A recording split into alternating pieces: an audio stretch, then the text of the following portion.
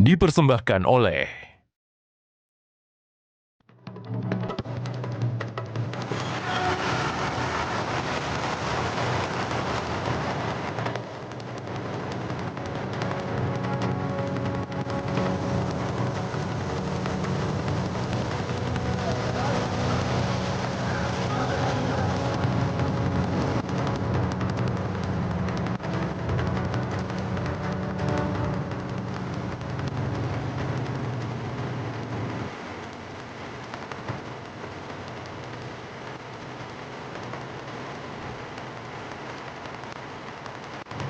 Pemirsa, 26 Desember 2004 menjadi hari yang kelam sekaligus bersejarah bagi masyarakat Aceh.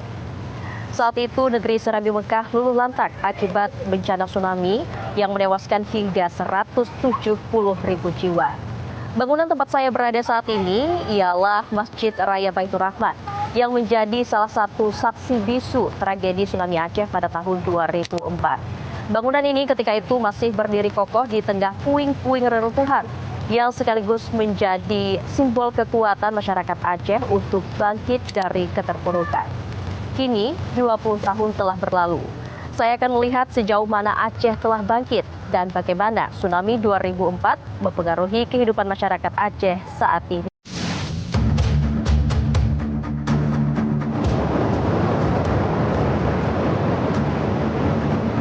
Tragedi gempa bumi dan tsunami 2004 yang mengguncang Samudra Hindia menjadi salah satu bencana terdahsyat dalam sejarah modern. Dengan menelan lebih dari 230.000 korban jiwa di berbagai negara, termasuk Indonesia.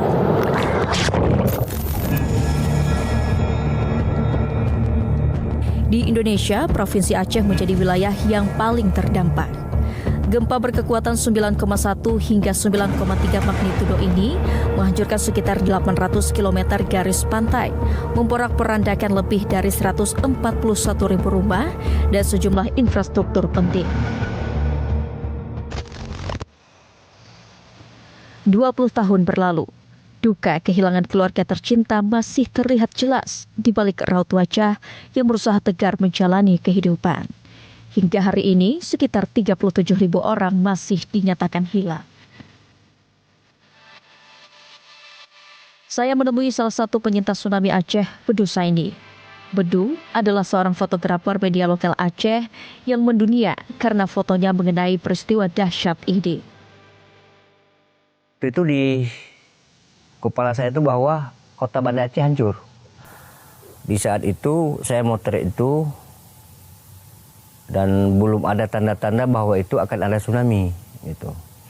Tiba-tiba lagi motret itu orang pada berlarian, pada teriak air. Nah waktu itu mungkin lantaran panik, memang luar biasa gempanya. Setelah berlarian orang pada air udah pada naik, di situ baru oh ini arti tsunami.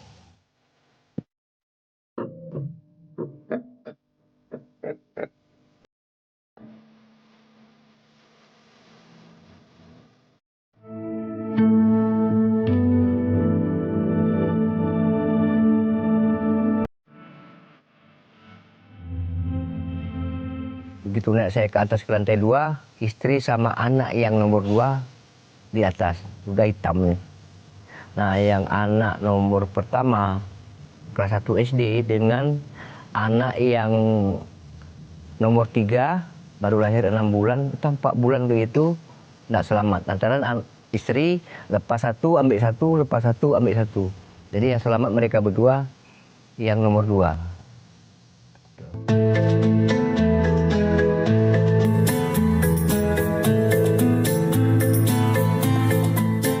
Jika melihat kondisi Aceh hari ini dengan pembangunan yang begitu pesat, mereka yang lahir di atas tahun 2000-an bisa jadi tak punya memori kolektif tentang dahsyatnya peristiwa ini. Data Badan Pusat Statistik Provinsi Aceh mencatat, penduduk Provinsi Aceh kelahiran di atas tahun 2004 saat ini berjumlah 4,11 juta jiwa. Dari total populasi mencapai 5,52 juta jiwa atau 74,46%. Serem ya? Iya, lagi naik-naiknya kayaknya. Ini bisa aku bayangin kalau aku di situ. Udah macet, kemana lah lari kayak gini kan? Nggak boleh istiqomah aja ini. Kalau melihat perubahan kotanya yang begitu cepat nggak nyangka. Karena kayak yang seperti bekas-bekas tsunami itu udah tidak ada gitu. Kalian tahu informasi tsunami itu di Aceh Prada tsunami pertama kali itu dari mana? Yaitu nonton film yang Hafalan Sholat Delisa. Keren inget. Nah, aku nonton dari situ juga. Kalau aku cerita dari orang tua kebetulan karena wilayah sama-sama provinsi Aceh, jadi masih merasakan gempa di wilayah sendiri. Taunya dari situ.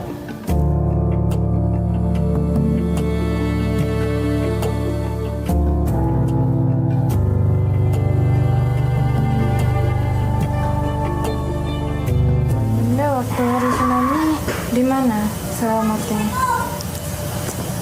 Di kapal atas rumah tuh adik kan nggak tahu, waktu tuh adik masih bayi kan 5 bulan, tarik sama babang kalau tank tingkat 2 tuh lantas apa sampai ke situ udah penuh air.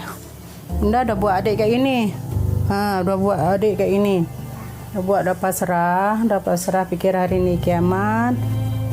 Pas ngucap-ngucap datang kapal ini. Naik dia pas nyeberang ke sana sebelah sana, kemudian dia belok di atas, pas nyangkut di atas ke rumah Ibu Abes tuh.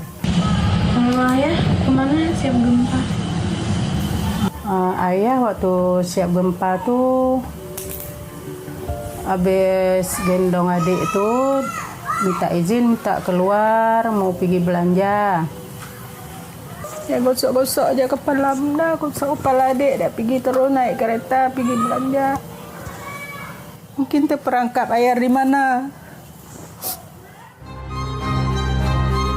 Peristiwa tsunami Aceh 2004 mengajarkan banyak hal tentang pentingnya mitigasi bencana. Keterbatasan teknologi deteksi dini pada waktu itu menjadi faktor yang menyebabkan banyak korban jiwa.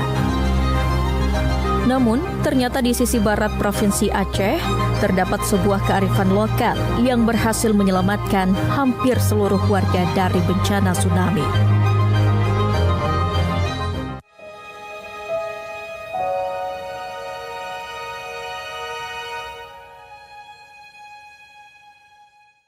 Ikuti langkah Presiden dan para pemangku kepentingan di kancah kerjasama internasional. Tahun atas tuduhan korupsi dan penyalahgunaan Dunia Kita, setiap Jumat pukul 4 sore hanya di Garuda TV.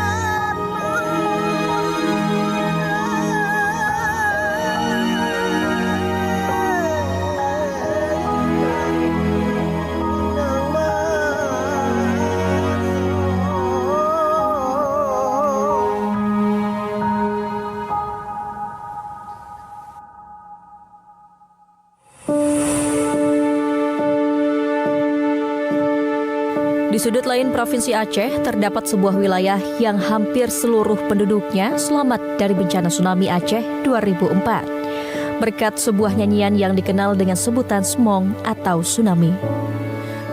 7 orang warga Pulau Simelu menjadi korban dalam peristiwa ini dari total 78.000 penduduk Pulau Simelu saat itu. Tradisi lisan untuk lari ke tempat yang lebih tinggi saat air laut surut telah membantu menyelamatkan banyak nyawa pada tahun 2004.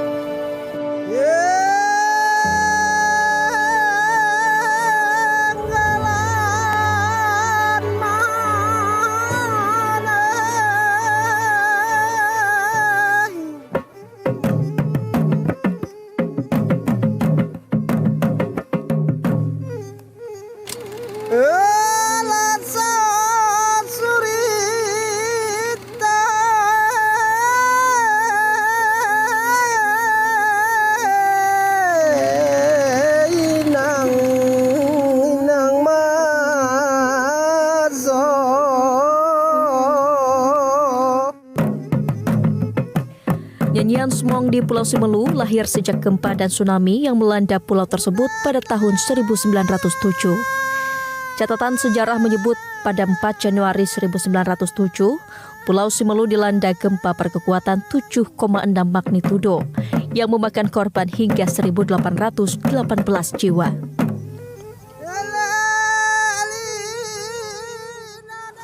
Nama saya Muhammad Rizwan R.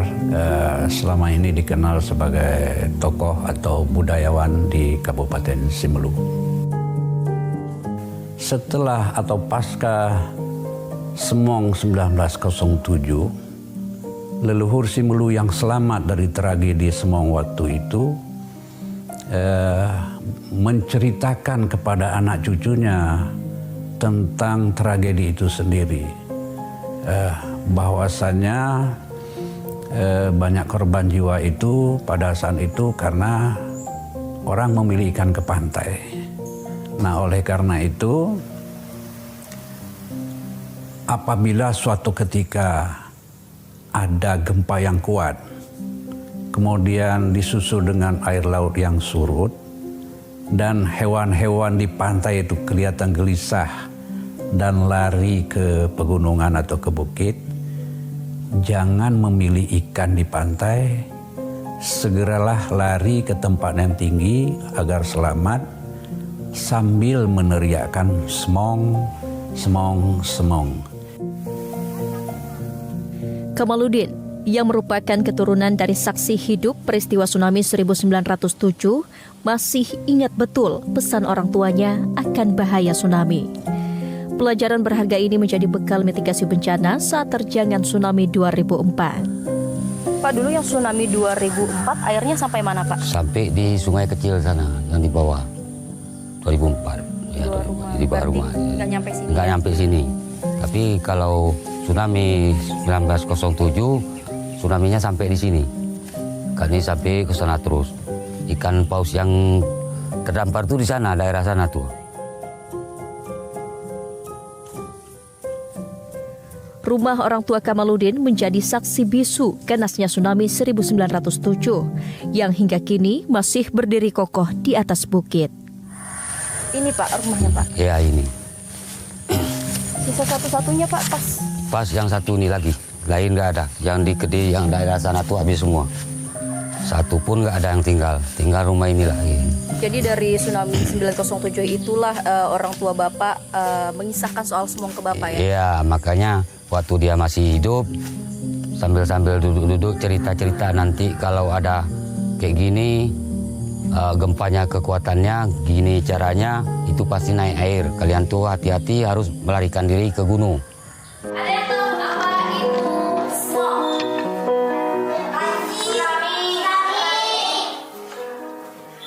Oke, siapa yang bisa jawab? Tsunami. Yang lain? Banjir, tsunami. Nah, jadi Semong ini adalah bahasa lokal kita, bahasa daerah kita, ya. Sedangkan bahasa yang lebih populernya yaitu disebut dengan tsunami. Kearifan lokal Semong kini turut disampaikan dalam pelajaran muatan lokal di sekolah dasar dan menengah pertama di Kabupaten Simelu yang tertuang dalam Peraturan Bupati Simelu Nomor 34 Tahun 2020 tentang kurikulum muatan lokal. Dengan adanya kurikulum lokal, maka pemerintah Kabupaten Simelu sudah melakukan intervensinya melalui buku Semong, yaitu di SD dan SMP, sehingga ini menjadi pembelajaran bagi generasi-generasi selanjutnya.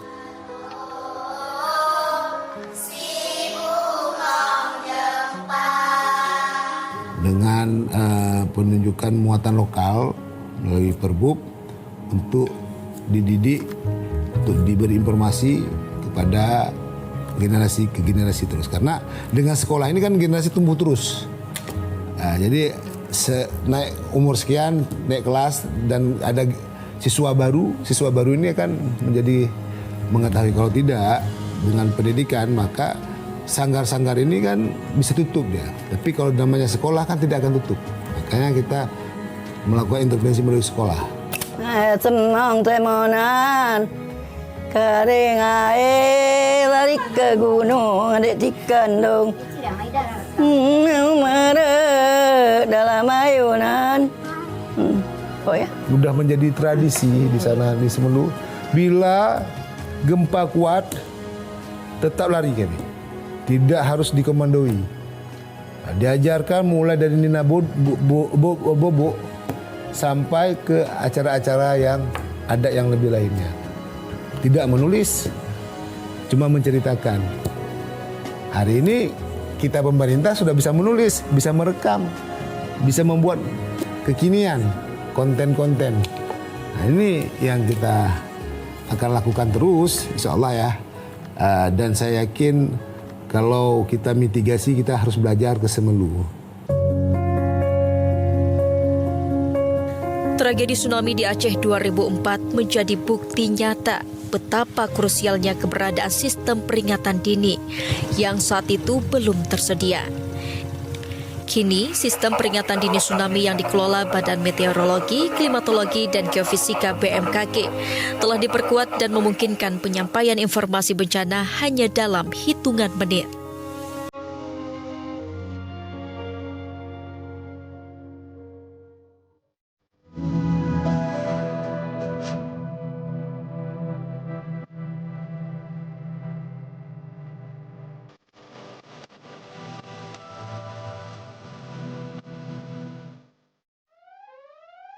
Berbagai peristiwa penting terjadi sepanjang hari.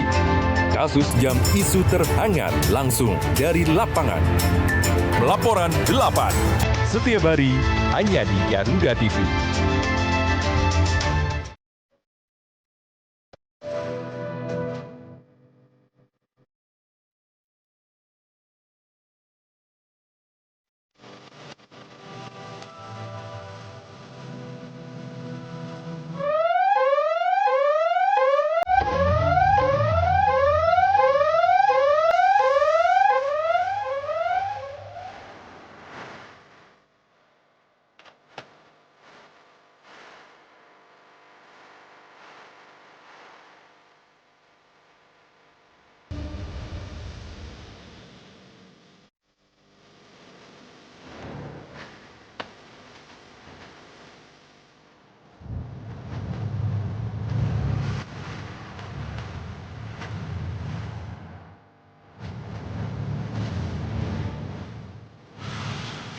BMKG Matai menjadi stasiun geofisika pertama di Kabupaten Aceh Besar yang menerima informasi gempa bumi dan tsunami akan melanda di Provinsi Aceh. Eridawati yang saat itu merupakan staf BMKG Matai bergegas menuju ke stasiun BMKG untuk memastikan rumor naiknya air ke daratan dan meninggalkan keluarganya di rumah. Nah, itu yang menjadi trauma lah sampai sekarang. Bagaimana kita seorang ibu tuh dengan anak-anaknya, terus kita juga punya tugas untuk kantor seperti itu. Saya meninggalkan anak-anak, kebetulan waktu itu 3 orang anak dan 1 orang ponakan. Ketika saya diantar ke kantor, saya menjalankan tugas semaksimal mungkin waktu itu. Suami saya pulang gitu kan, karena udah tahu kan ada masyarakat datang itu air naik gitu, baru kita ngeh itu anak-anak gimana gitu kan, karena kita juga beberapa meter lah dari bibir pantai gitu kan. Nah kemudian suami saya pulang dan ceritanya saya kan nggak tahu lagi nih komunikasi. Ternyata suami saya tuh saking masyarakat itu membludak ke arah Matai, jadi suami saya sampai jalannya itu ke parit-parit gitu demi ketemu anak, mau jemput anak gitu. Dan ketika sampai di rumah kosong dengan posisi terbuka, jadi anak-anak tidak ada di rumah.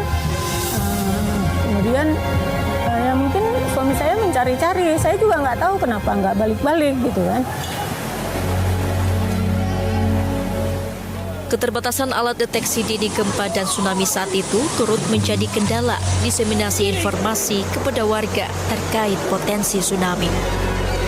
Sebagaimana diketahui, saat itu BMKG Matai hanya memiliki seismograf analog. Nah, sehingga kita tidak serta-merta bisa menghasilkan parameter gempa dengan waktu yang cepat gitu. Dengan pengetahuan seadanya, kami hanya bisa menyampaikan gempa ini bersumber di arah barat daya Banda Aceh seperti itu. Nah, dengan informasi itu sambil kami menunggu informasi dari Balai 1 Medan. Bisa jadi mungkin 1 jam mungkin ada. 1 jam lebih karena kita harus menghubungi Medan dulu gitu untuk mendapatkan parameter yang sebenarnya. Kini, BMKG Aceh Besar telah memperkuat sistem deteksi dini tsunami melalui Indonesia Tsunami Early Warning System atau dikenal dengan sebutan INA-TWS yang mampu mengeluarkan peringatan dini tsunami kurang dari 3 menit.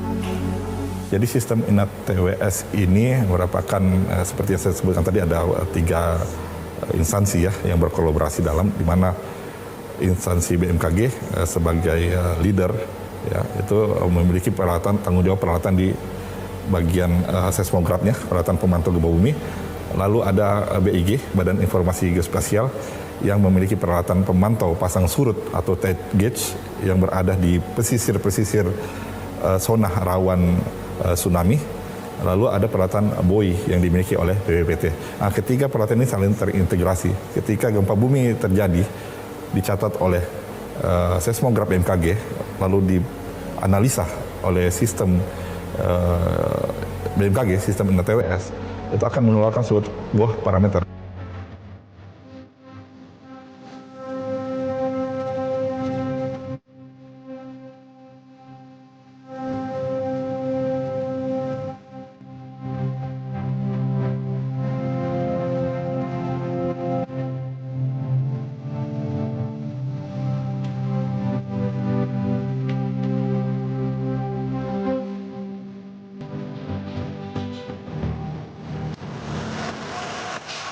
Jadi ini merupakan alat pemantau gempa bumi, di mana ada 2 sensor yang kita pakai dekat stasiun geofisika besar. Ada sensor akselerograf dengan sensor skala MMI, di mana fungsinya adalah untuk mendeteksi kekuatan gempa bumi maupun percepatan getaran tanah. Kemudian untuk sistem powernya sendiri kita menggunakan baterai ini merupakan cadangan, namun agar peringatan ini tersampaikan dengan cepat, BMKG kini memanfaatkan teknologi diseminasi informasi mutakhir untuk menjangkau masyarakat lebih cepat. Langkah ini diharapkan dapat meminimalisasi jumlah korban jiwa dan kerugian dengan memberikan waktu evakuasi yang cukup bagi masyarakat. Ini BMKG memiliki beberapa kanal-kanal ataukah media-media untuk diseminasi. Yang pertama mungkin melalui website, lalu melalui moda aplikasi mobile yang dapat diinstal di HP Android dan iPhone. Lalu ada kita juga memiliki perangkat bernama Warning Receiver System New Generation PRS demikian, di mana pada tahun 2020 kita gencar untuk memasang sebuah perangkat display yang akan mengeluarkan informasi terkini terkait kejadian gempa bumi. Sinergi antara kearifan lokal dan sistem deteksi modern menjadi kunci dalam memperkuat mitigasi bencana. Melalui sistem peringatan dini BMKG yang semakin mutakhir, upaya penyelamatan dapat dilakukan lebih cepat dan terukur. Pendekatan ini diharapkan mampu memperkuat ketahanan masyarakat dalam menghadapi potensi bencana di masa mendatang.